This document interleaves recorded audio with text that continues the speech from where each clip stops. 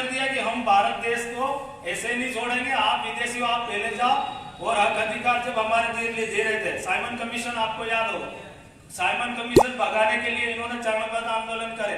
Simon commission हमारी recovery के लिए आया था, हमारे लिए जांच के लिए आया था कि यहाँ पे कौन सी ऐसी जातियां हैं जिनके साथ छुआछूत वाला व्यवहार होता है, जिनके पास शोषण होता है, जिनके साथ अन्याय और अत्याचार होता है। साइमन कमीशन हमारे लिए आया था और साइमन कमीशन का हमारे महापुरुषों ने उसका स्वागत करा, जगह जगह मंच लगाए और साइमन कमीशन की बात को सुना और उनको रिपोर्ट दी।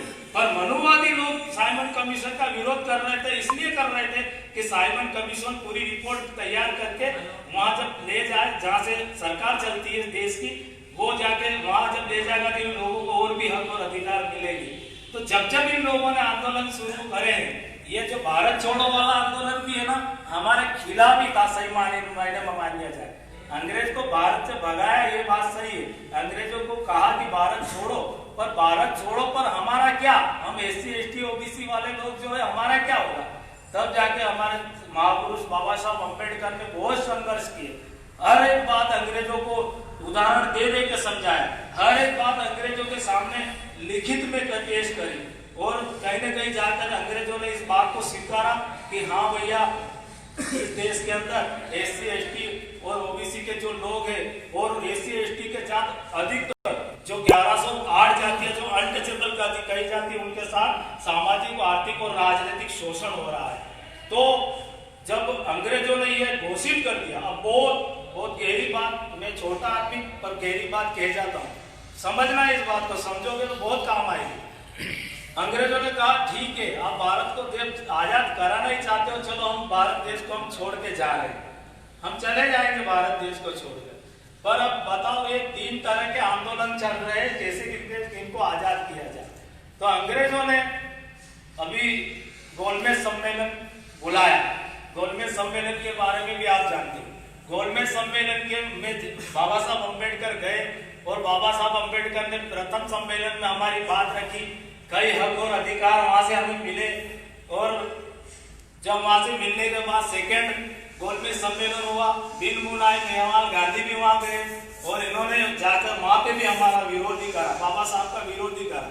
जब वो 2 वोट का अधिकार बाबा साहब अम्बेडकर वहां से लेके आ गए थे, गांधी ने गोलमेज सम्मेलन में वहां पे 2 वोट का अधिकार का भी विरोध करा और कहा कि आप यहाँ नहीं मान रहे, वहां पे भी गांधी जी हार गए थे, आप यहाँ नहीं मान रहे हो तो मैं भारत में देख लूंगा।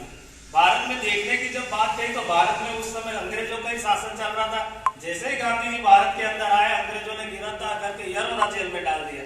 यरवदा जेल में डालने के बाद उन्होंने, गांधी ने वही अनशन शुरू करे और बाबा साहब अम्बेडकर को इतना मजबूर कर दिया कि उनको 2 वोट का अधिकार जो था वो पूना पैक्ट के अंदर आके पूना पैक्ट में साइन करने पड़े और हमारे वोटों का अधिकार छीन लिया गया। वहीं से हम गुलामी की व्यवस्था से फिर जुड़ गए। बाबा साहब ने अंग्रेजों से यही कहा कि भाई आप इन लोगों को छोड़ के जा रहे हो, मुसलमान भी आजाद हो रहा है, ये भी आजाद हो रहा है, हमें कौन आजाद करेगा। तब अंग्रेजों ने बाबा साहब से एक वादा किया था कि भीमराव जी डरिएगा नहीं, जब तक हम कुछ ऐसा करके जाएंगे कि आप अपने समाज के और अपने लोगों को हक और अधिकार दिलवा पाए। अब संविधान लोकतंत्र स्थापित हो, तो साथियों लोकतंत्र ऐसे ही स्थापित नहीं हो गया कि ईंटें लाए, रेत लाए, गिट्टी लाए, मकान बना दिए। लोकतंत्र स्थापित करने में बहुत संघर्ष और बहुत समय लगा। माननीय जोगेंद्रनाथ मंडल का नाम आप अच्छी तरह से जानते होंगे। बाबा साहब अम्बेडकर ने संविधान सभा में जाने के लिए जब चुनाव लड़ा तो बाबा साहब अम्बेडकर को महाराष्ट्र से मनुवादी ताकतों ने हरा दिया और मनुवादी ताकतों ने वहां से हराया, जिसके बाद मान्यवर जोगेंद्रनाथ मंडल जी जो शेड्यूल कास्ट फेडरेशन जो पार्टी बाबा साहब अम्बेडकर ने बनाई थी, उस पार्टी के एकलौते विधायक थे। 51 सीटों में से एक ही विधायक चुन के आया था पश्चिम बंगाल से, एक विधानसभा सीट से, मान्यवर जोगेंद्रनाथ मंडल जी। जोगेंद्रनाथ मंडल जी ने कसम खाई कि मैं बाबा साहब अम्बेडकर को संविधान सभा में भेजूंगा और अंग्रेजों ने कहा था कि संविधान सभा में आएगा वही संविधान में कोई न कोई संविधान लिखेगा या संविधान की कमेटी बना दी जाएगी। मान्यवर जोगेंद्रनाथ मंडल बाबा साहब अम्बेडकर को पश्चिम बंगाल ले गए, कुछ मुसलमान साथी वहां मिले और एक आदमी को जिताने में 5 विधायकों की जरूरत पड़ती थी। कितने? 5 विधायक। अब बाबा साहब अम्बेडकर की जो शेड्यूल का फेडरेशन ऑफ पार्टी जो थी उसका एक ही विधायक था, मान्यवर जोगेंद्र नाथ मंडल। अब आप बताओ, जब एक विधायक है तो बाबा साहब संविधान सभा में कैसे जाएंगे? तो जोगेंद्र नाथ मंडल जी ने और मुसलमान साथियों ने मेहनत करके 7 विधायक तैयार किए। कितने? 7 विधायक। और देवना में इनके षड्यंत्र की बात आपको अच्छी तरह, 7 विधायक तैयार किए। अब जिसके पास 7 विधायक होंगे वो आदमी, अब उसको कोई भी रोज करता है वहां जाने के लिए। तो 7 विधायक तो जब तैयार हुए और इधर मुसलमान पाकिस्तान मांग रहे थे, तो उसी समय पाकिस्तान का बंटवारा हुआ। वो पाकिस्तान का बंटवारा नेहरू की सरकार में हुआ। अब नेहरू कैसे बैठा था इस बात को भी जानना मैं अभी बताऊंगा आपको। नेहरू की सरकार में जब पाकिस्तान का बंटवारा हुआ, 4 विधायक, 4 विधानसभा इन्होंने पाकिस्तान में डाल दी, क्योंकि बाबा साहब की विधान सदस्यता निरस्त हो गई। इन लोगों ने 4 विधानसभाएं पाकिस्तान में डाल दी और पाकिस्तान में चारों विधायक चले गए, तो इधर बाबा साहब के पास 3 ही विधायक। बाबा साहब की सदस्यता निरस्त हो जाती। फिर शेड्यूल कास्ट फेडरेशन जो राजनीतिक दल था बाबा साहब अम्बेडकर, उन्होंने लोगों ने दबाव बनाया, बाबा साहब को अंग्रेजों द्वारा जैसे तैसे संविधान सभा में जाने का मौका मिला। तो साथियों, इतना संघर्ष करा इन लोगों ने और संविधान सभा में गए और वहां जाके बाबा साहब को अपने लोगों के लिए लिखने का और पूरे भारत देश के लिए, बाबा साहब ने किसी हमारे लिए नहीं, पूरे भारत देश के लिए ऐसा एक महान संविधान बनाया जो भारत देश के नहीं विश्व में सबसे बड़ा और सबसे महान संविधान है। जिस व्यक्ति ने सबसे बड़ा और सबसे बड़ा महान संविधान बनाया, वो व्यक्ति पूरे विश्व में महान बना हुआ है और हमें उनकी महानता पर हमें घमंड करना चाहिए। और अब बात आती है गांधी जी वाली बात, तो इनकी दोगली राजनीति एक और मैं बता देना चाहता हूँ। फिर ये तो भाई संविधान वाली इन्होंने क्या कहा, अंग्रेजों ने जब कहा कि ठीक है यार, ये हम भारत को छोड़ के जा रहे हैं, तो पहली सरकार में चुनाव नहीं हुआ था। पहली सरकार जब बनी थी भारत देश की आजाद सरकार, तब चुनाव नहीं हुआ था, ट्रांसफर ऑफ पावर हुआ था। ट्रांसफर ऑफ पावर यानी सरकार ऐसे ही कह दिया गया था कि आप बना लो सरकार। तो सरकार बनाने में क्या हुआ, सरकार वही दल बनाएगा जो कांग्रेस सबसे बड़ा दल था, और उस दल का जो अध्यक्ष होगा, थोड़ा सा समय होगा मैं लूंगा आपका, दल का जो अध्यक्ष होगा वही भारत का प्रधानमंत्री होगा। अब उस समय कांग्रेस के अध्यक्ष कौन थे पता है? अबुल कलाम आजाद। ये अब्दुल कलाम आजाद, अबुल कलाम आजाद थी भारत उस समय कांग्रेस के अध्यक्ष थे, और कांग्रेस के अध्यक्ष थे। और गांधी जी ने फिर वहां घुसपैठ करी। गांधी जी 12 साल तक कांग्रेस के सदस्य, 12 साल पहले ही कांग्रेस से बाहर हो गए थे। गांधी जी कांग्रेस के सदस्य नहीं थे, पर कांग्रेसियों से इन्होंने कहा था कि जब मेरी जरूरत पड़े तब बुला लेना, मैं कुछ न कुछ कर ही जाऊंगा उल्टा सीधा। तो ये तब ऐसे बुलाते थे। अबुल कलाम आजाद जी को गांधी जी ने कहा कि आजाद जी आप अभी बुढ़े हो चुके हो, अब आप भारत की जब प्रधानमंत्री बन जाओगे तो क्या करोगे? इन लोगों का षड्यंत्र यह था कि मूल निवासी आदमी आजाद भारत का पहला प्रधानमंत्री नहीं होना चाहिए। तो अबुल कलाम जी आजाद जी ने अध्यक्ष पद से इस्तीफा दिया, जिसके बाद जब वोटिंग हुई कि भाई भारत का प्रधानमंत्री किसे बना दिया जाए, तो 15 कांग्रेस की कमेटियां थी। कितनी थी?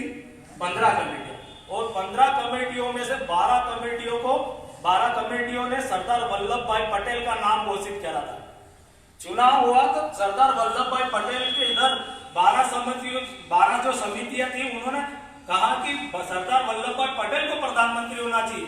नेहरू के और 3 जो समिति थी, उन्होंने दूसरे अन्य लोगों का नाम दिया। नेहरू का नाम तो था ही नहीं,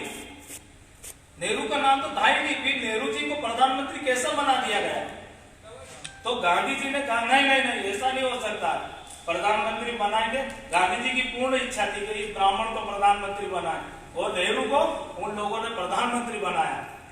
और जो प्रधानमंत्री बना, क्योंकि सरदार वल्लभ भाई पटेल ओबीसी का आदमी था, मूल निवासी आदमी था। इन लोगों को डर था कि अगर मूल निवासी आदमी पहला प्रधानमंत्री अगर बना, देश का स्वतंत्र भारत का पहला प्रधानमंत्री अगर मूल निवासी जो पिछड़ा वर्ग से आया अगर वो बन जाएगा, तो इन निवासियों की किस्मत चमका देगा और ये संविधान पूर्ण रूप से लागू कर देगा। इस संविधान को यह संविधान भारत में पूरी तरह से लागू नहीं हो पाए। इसलिए इन लोगों ने वहां पर षड्यंत्र करा और पंडित जवाहरलाल नेहरू को, जिसका नाम किसी ने नहीं लिया था, जिसको प्रधानमंत्री बना उसको प्रधानमंत्री बनाया। वो जवाहरलाल नेहरू जी ने प्रधानमंत्री बनने के बाद 52 के जब चुनाव हुए तो 60% ब्राह्मणों को टिकट दी। अब बताओ 60% ब्राह्मण 3.5% इस देश में रहता है, उसको 60% टिकटें मिली और 60% टिकट मिलने के बाद ये लोग शासन प्रशासन में गए। 70 साल तक कांग्रेस ने क्या करा? हमारे लोग 70 साल तक आंखें बंद करके कांग्रेस को वोट दे रहे थे। मुसलमान तो अंधे ही होकर कांग्रेस को वोट दे रहे थे। 70 साल तक इन लोगों ने शासन प्रशासन में ब्राह्मणवाद फैलाया। शासन प्रशासन में 70 साल तक इन लोगों ने बड़ी बड़ी पोस्टों पे अपने लोग बिठाए। आज इतना परेशान क्यों हो रहे? एक संविधान दिवस जो महान दिन है हमारे लिए, पूरे भारत देश के लिए महान दिन है, इस दिन को मनाने के लिए भी हमें परमिशन लेने की जरूरत पड़ती है। और जब हमें परमिशन मिल जाती है तो मनुवादी ताकतों के द्वारा फिर कहा जाता है कि आप रैली नहीं निकालेंगे।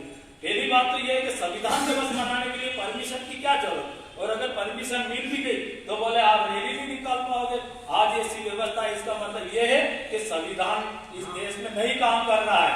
इस देश में जो काम कर रहा है वो है मनु का विधान काम कर रहा है। साथियों, मनु का विधान कर रहा है। बाबा साहब अम्बेडकर का संविधान तो काम ही नहीं कर रहा है। बाबा साहब अम्बेडकर के संविधान को चलाने के लिए तो हमारे मूल निवासी भाई वहां बैठे भी नहीं है। वहां जो बैठे हैं वो मनुवादी विचारधारा के लोग बैठे हुए, और वो सिर्फ संविधान का नाम लेते हैं, पर संविधान भारत देश के अंदर पूर्णतः लागू नहीं है। पूर्णतः भारत देश के अंदर संविधान को खत्म करना ही चाहते, और खत्म हो ही गया। जब हम एक मामा आया, मेरे को लगा मामा कंस आ गया। इस मामा कंस की वजह से संविधान दिवस की जो रैली थी वो स्थगित हो जाती है। बताओ कहाँ है संविधान? कौन सी आजादी में जी रहे? और ये जो मुस्लिम लीग थे वो आजाद हो गए, पाकिस्तान चले गए, और 15 अगस्त 1947 को ये मनुवादी लोग आजाद हो गए, और साला SC ST OBC तो आज भी गुलाम है। हम संविधान दिवस नहीं मना सकते, हम गुलामी में, अभी तक हम आजाद नहीं हुए साथी। और हम आजाद कैसे होंगे? हम आजाद संघर्ष बनो, संगठित रहो और शिक्षित बनो, इस आधार पर आजाद हो। पर हम शिक्षित बन गए पर संगठित नहीं हो पा रहे हैं। हमारे अंदर ही कहीं ना कहीं गुलामी बसी हुई है। हमें आदत पड़ गई है गुलाम रहने की और गुलामी करने की। इन्हीं आदतों की वजह से हो रहा है। संविधान को पूरी तरह से अगर इस देश के अंदर लागू करवाना है तो हमारे लोगों को संगठित होना पड़ेगा। और ये जो ये चमचे लोग हैं, ये जो 131 सांसद और 1250 विधायक, मैं कई बार हर सभा में इन लोगों को धिक्कारता हूँ, ये कहता हूँ कि ये चमचे लोग हैं। आप और तो नहीं हो रहे? मजा नहीं आता। वो अगर इन चमचों का बहिष्कार करना पड़ेगा। अभी हम लोगों ने संविधान को 9वीं अनुसूची, आरक्षण को 9वीं अनुसूची में रखने के लिए आंदोलन करे। मेरे हिसाब से ये आंदोलन गलत है। मैं मानता हूँ ये आंदोलन गलत। आप आरक्षण को 9वीं अनुसूची में रख के कर क्या लोग? कौन सा आरक्षण जा रहा है 9वीं अनुसूची में? 9वीं अनुसूची में आरक्षण जाएगा तो 131 सांसदों की सीटें और 1250 विधायकों की सीटें आरक्षण पर फिक्स हो जाएगी। यानी गुलामी पक्की, कुछ नहीं कर पाओगे। वो इसको 9वीं अनुसूची में डलवा लोगे, गुलाम पक्के हो जाएंगे। आप और हमारी जरूरत ही नहीं पड़ेगी। इन गुलामों की सीटें खत्म होना चाहिए, ये गुलामी सब बंद होना चाहिए, तब जाके हम कहीं ना कहीं सही तरीके से अच्छे मार्ग पे चलेंगे और देश को, संविधान को बचाएंगे। अन्यथा कुछ नहीं हो सकता। मेरी बात का बुरा ना माने, बहुत सारी जानकारी है और भी लोग बताएंगे। इसी बात पर मैं अपनी अंतिम विराम देते हुए जय भीम, जय मूल निवासी।